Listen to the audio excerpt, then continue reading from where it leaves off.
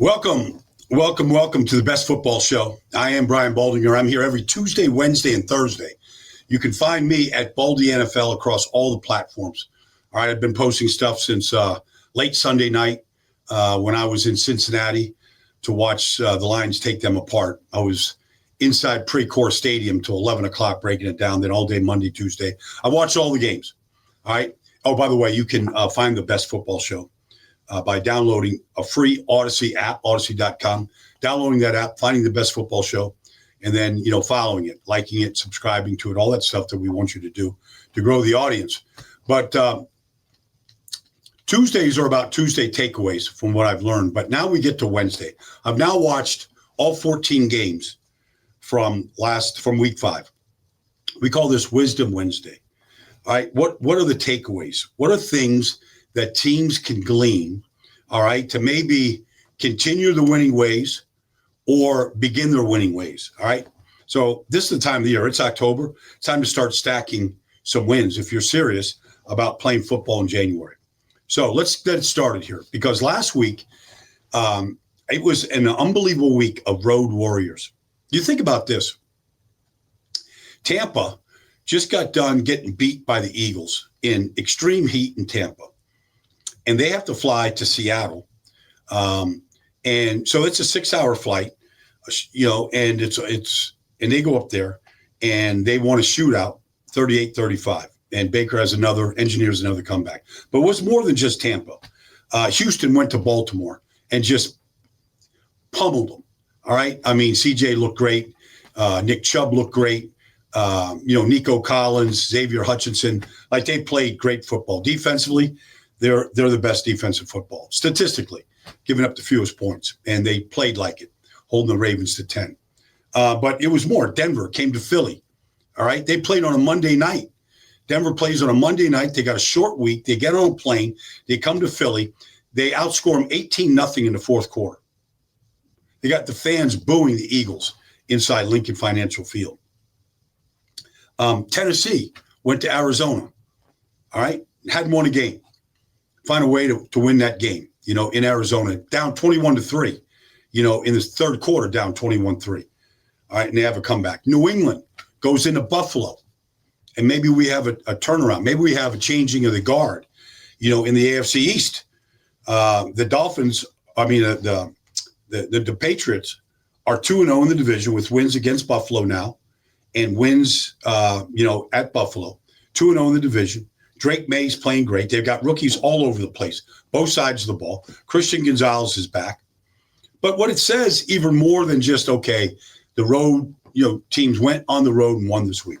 What it says is it still comes down to execution. I mean, Seattle executed well. They scored on 5 straight drives, touchdowns on 5 straight drives. That might happen, 10 times in the course of the entire season. All right, maybe 10 times, maybe not even 10, maybe only 5. 5 straight touchdowns, Tampa found a way to win. They were without Bucky Irving, without Michael Evans. Everybody's shorthanded, all right? But it is about execution. It's about coaching. It's about not making mistakes. Like those are the things that get you beat. And those are things, whether you're on the road or at home, those are things that get you beat. And so congratulations. I just did that off the top of my head. There might have been more road warriors, but okay. Then I'm looking at the Carolina Panthers beat the Miami Dolphins in Charlotte last Sunday. And they the formula of running the football and stopping the run, it never gets old. It never goes out of style. Like if you watch what they did, like you're looking at Rico Dowdle. There was no Chuba Hubbard, right? Rico Dowdle gets the call, right? He runs for 206 yards. He has 3 runs, 3 of the 206, okay? 3 runs go for 120 yards of the 206. Like they ran the ball down their throats. And that's with the backup center, Cade May. Cade Mays, he's in there, backup right guard. Christensen's over there, Hunt's out. It didn't matter.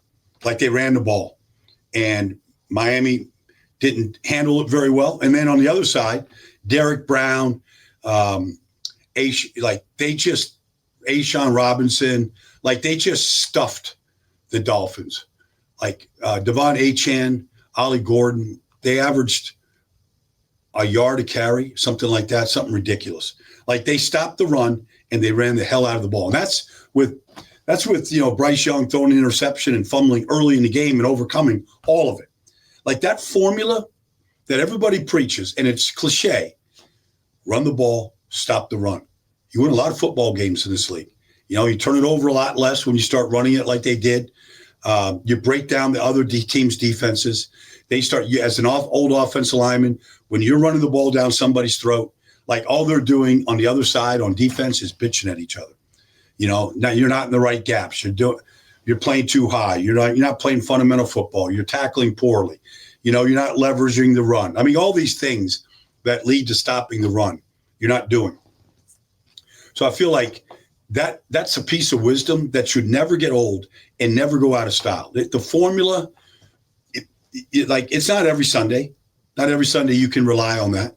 But when you can run the ball as well as Carolina did, and you could stop Miami from running. In fact, Miami didn't even call a run in the fourth quarter of that game. And they were leading 17-13 going in the fourth quarter. They didn't call a single run, 13 passes. Now, one of them did go to Waddle for 47 yards, gave him briefly the lead. But they didn't even call a run. All right. In this league, if running the football and stopping the run never gets old, then coaching, to me, is still the most important aspect of this game. And I'm talking about coaching the guys that are available.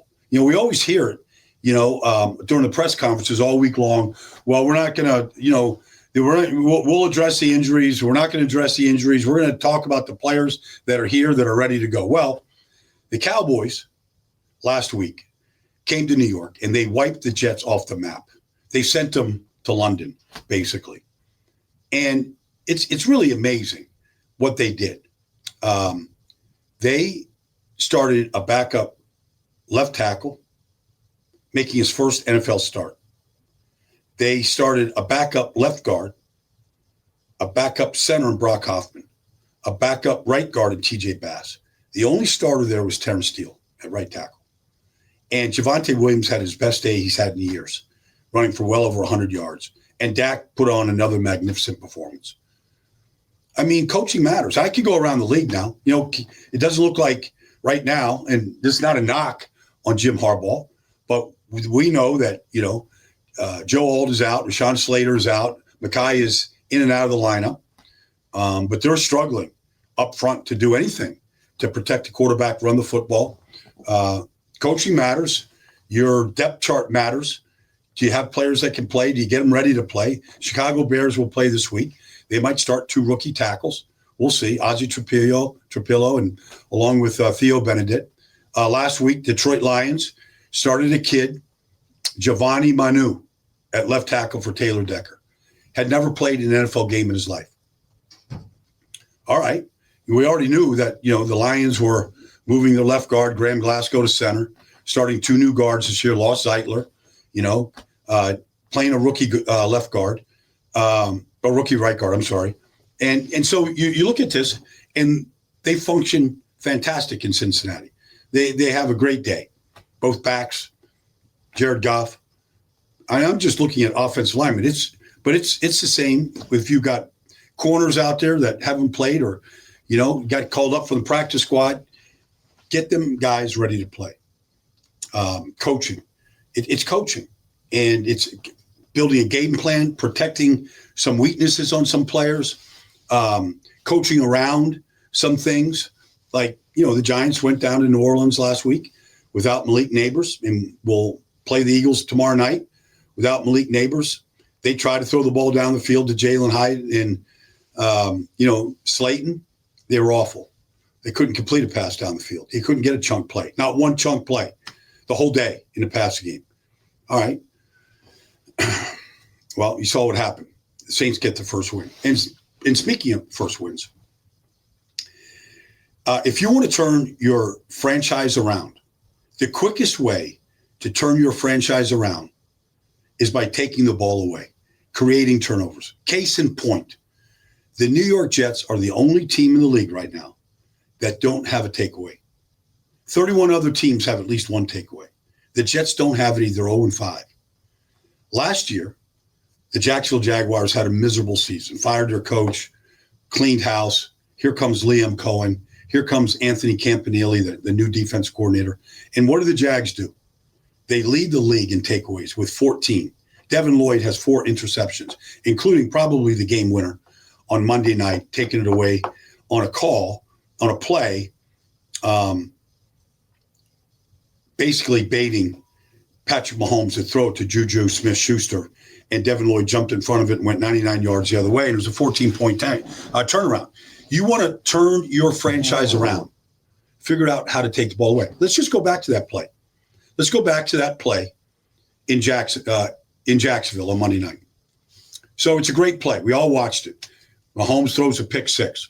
You see him on the sideline, like it didn't get Mahomes down. He's pumping his guys up. It was a play. They had to overcome it. They ended up overcoming it. They just couldn't hold it. But regardless, so week 2, Jacksonville is playing the Cincinnati Bengals. And Joe Burrow throws a slant from the same distance, 3 or 4 yard line, for a touchdown. So Jacksonville says, okay, what if we line up and we allow Mahomes to think he's got the slant? We'll mug the A-gaps. We'll give him a blitz zero look, and we'll look like we've blown the coverage, and we'll turn Juju Smith-Schuster loose on a quick slant off of a bunch formation. And damn if Anthony Campanile said, look, if we can bait Mahomes into throwing it to this guy on a slant out of the bunch, we'll mug the A-gaps, and we'll pull out, and we'll literally jump right in front of the throw. And that's what Devin Lloyd did. They baited Mahomes to make that throw. They got him to do what they want him to do. Now, that's coaching. That goes back to the point before. That's coaching. That's something, okay, maybe we can get them to throw the slant to Juju like Cincinnati got the slant into Jamar Chase, for a touchdown. And so they learned from that, and they advanced. Okay, so that's 4 points in wisdom was. The last point I'm going to make, and hopefully I don't have to make it again. But score first, celebrate second. We've seen 2 teams lose in back-to-back weeks because of boneheaded plays. Last week by Emery DeMercado of the Arizona Cardinals. Going in to score, all right, big run up the middle, 70 yards. Going in to score, all right. L'Jarius Sneed is chasing him, giving a great effort. All he's got to do is cross the goal line. He do whatever he wants to do in front of the home crowd. Arizona wins that game. If Emery scores and they don't fumble, Arizona wins the game. And they're 3-2. Emery DeMercado lets the ball come out of his hands, beginning a celebration before he crosses the goal line, just the way A.D. Mitchell did the week before, against the Rams. The Colts would be undefeated right now. They'd be 5-0 if he just crossed the goal line. Now, if I'm a coach around this league right now, if I'm Aaron Glenn and I'm in London right now getting ready for Sunday's game, if I'm the Eagles going up the turnpike right now to get ready to go play the Giants tomorrow night at MetLife Stadium, if I'm a coach in this league right now, I'm literally putting these plays up in front of the whole team, going, don't be the one, don't be the next guy that celebrates before you cross the goal line, get the ball knocked out of your hands or lose the ball, lose control of it before you cross the goal line. Because I'm going to tell you right now, like Deshaun Jackson, that play that he had back in Dallas, I don't know, 15 years ago, whatever it was, like that play still travels with him. It never goes off your resume. And you lose games because of it. Back-to-back weeks, teams have lost games because they began their celebration before they crossed the goal line. And, oh, by the way, Jonathan Gamble is out a lot of money in Arizona for how he handled the situation. And that's another thing that's not part of wisdom. But please, guys, honestly, celebrate your asses off, man. Like, I played with Drew Pearson. Like, it was great when Drew was in the end zone celebrating. Like, he was great. He crossed the goal line. Like, I'm all for celebrations, whether they're programmed, whether they're practiced, rehearsed, I don't care. Like, celebrate. It's fun. It's fun for the fans, but cross the goal line first. Don't be the next A.D. Mitchell or Emery DeMercado. Don't be that guy.